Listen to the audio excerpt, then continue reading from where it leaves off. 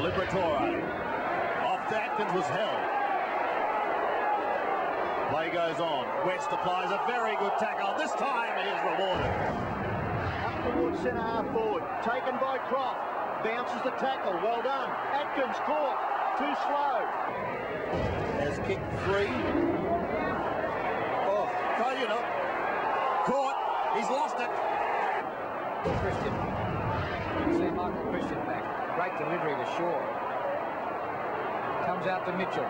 He's gone. Oh, tackle. Oh, what a tackle. What a tackle.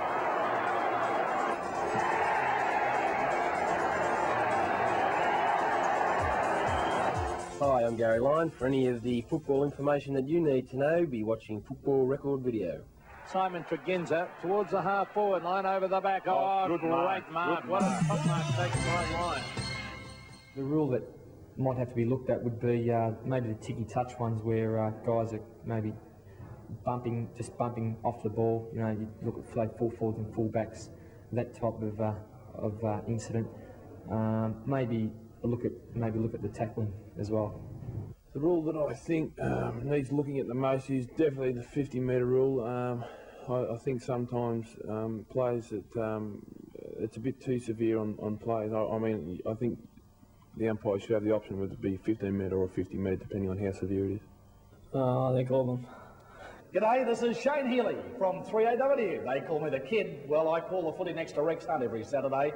And in the next hour, you're going to see some of the most exciting footy you've seen in a long time on Footy Record Video. Hope you enjoy it. I'm not Scott Palmer, but keep punching, Geelong.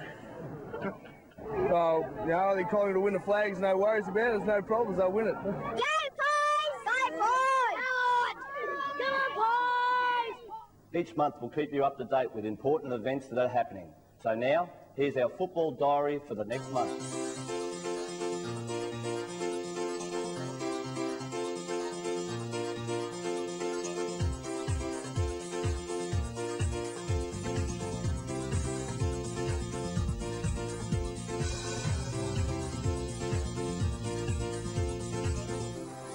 I'm Neil Hanna. For the great highlights throughout the season, keep watching Football Records Video.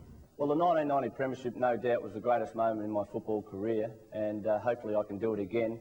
I think prior to the game, you know, our players were really steel in mind to what they wanted to achieve, and I didn't really believe that we were going to be beaten on the day. I'd been involved in 2 losing premierships prior to this, but I really believe we had a good side, we were fit and we were strong. And also the Essendon had problems. Once we played in the draw against the West Coast, they hadn't played footy for 2 weeks, and we believe they might have been a bit underdone. And also they had a few injuries to top players, as in Timmy Watson and Simon Madden. So we thought we were online to win a premiership, and that's the way it occurred. It was a fantastic moment for myself and the club, and for 19 other players who now, I think, to me, are like brothers.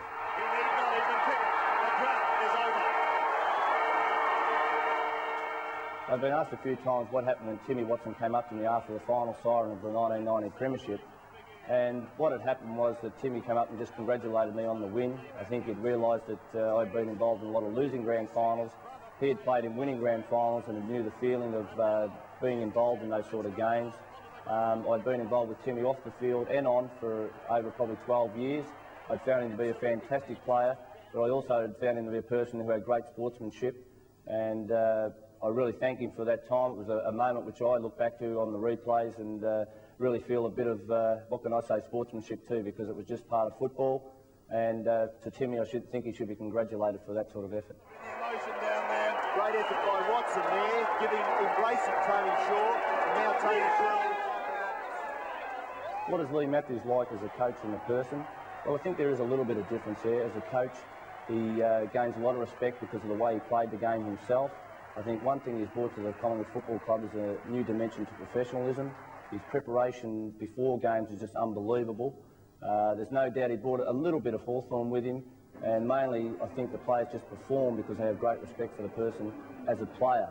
Off the field, well, Lee again is just a quiet sort of person. He doesn't show a lot of emotion, but one thing he does, he again gains respect to people by the way he conducts himself off the field. And I think that's what a coach's ploy is. He has to sort of conduct himself off the field and on the field so that players can see him and gain the respect they need to have a good coach. There's Tony Shaw mouthing off. Well, there's no doubt I've got a big mouth on the football field, but I think there's two ways that it can work for me. Normally I believe if I'm yapping up, I'm getting involved in the game, and physically I then do follow too with my body. Sometimes I find when I'm very quiet on the field that physically I don't get involved in the game also.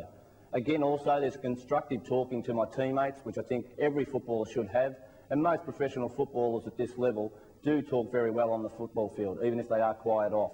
So they're the main two areas of my talking, and I believe it's one thing that has helped me gain a lot more possessions on the footy field and has helped me improve as a player. But only as far as Tony Shaw, and I think he may have threaded it through. Well, there's no doubt when the time comes for me to retire that I do want to go on with coaching if possible. At what level, I don't know.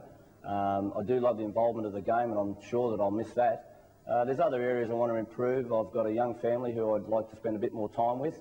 Whether they want to play sport or do anything different, it doesn't worry me, but just the time involvement is very important. And also my career off the field. I would like to be successful off the field, so I've got a few areas, and probably last but not least, I'd love to get my golf handicap down. G'day, I'm Simon Atkins from Footscray. You're watching Football Record Video.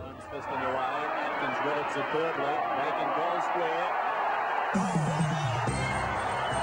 The rule that needs looking at the most would have to be the 50-metre penalty.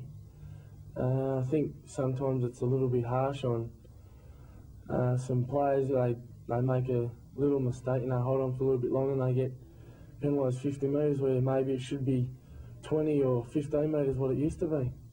The rule that I think needs looking at most is probably the holding the ball rule.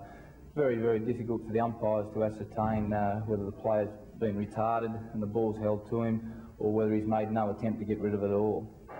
It's Chris Danner.